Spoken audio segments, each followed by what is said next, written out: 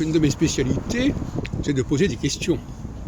J'ai montré encore il y a quelques temps avec les cafés Philo McDo, et les gens qui venaient à ces réunions savaient que quand je posais une question, il fallait trouver la réponse.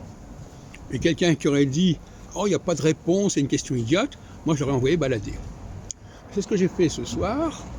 J'ai posé une question assez simple. Il s'agissait de deux personnages qui avaient des prénoms Cédric et Lionel. Et j'ai demandé à quelqu'un que je connaissais quels étaient les points communs entre ces deux prénoms.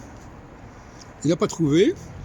Et non seulement il n'a pas trouvé, mais en plus, il a dit que ça n'avait aucun intérêt, que c'était un casse-tête inutile, alors que, en fin de compte, Cédric et Lionel sont des prénoms qui ont la particularité de tous les deux commencer et se terminer par la même lettre. Le C de Cédric et le C de Cédric, le L de Lionel et le L de Lionel. C'était un test d'intelligence et j'ai trouvé que la personne m'avait répondu de manière discourtoise et je l'ai envoyé promener. Parce que je crois que la moindre des choses, en ce qui me concerne et les gens avec qui je fréquente, c'est qu'ils me respectent.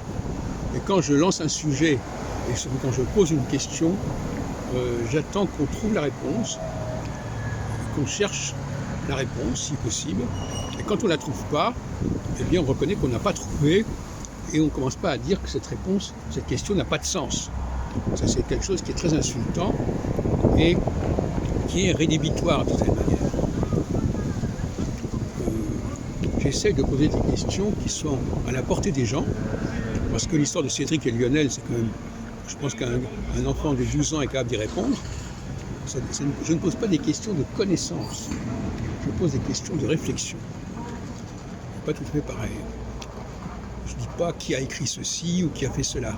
C'est pas du tout ce genre de questions. Alors, il y a des gens qui aimeraient bien qu'on pose ce genre de questions, parce qu'au moins, on peut vérifier, soi-disant, la réponse. Et ça ne m'intéresse pas, ce genre de connaissances. Moi, ce qui m'intéresse, c'est que les gens réfléchissent, trouvent la réponse à partir des données qu'ils possèdent par ailleurs, des données qu'on leur fournit, et non pas parce qu'ils ont lu par hasard un texte qui leur donne la réponse.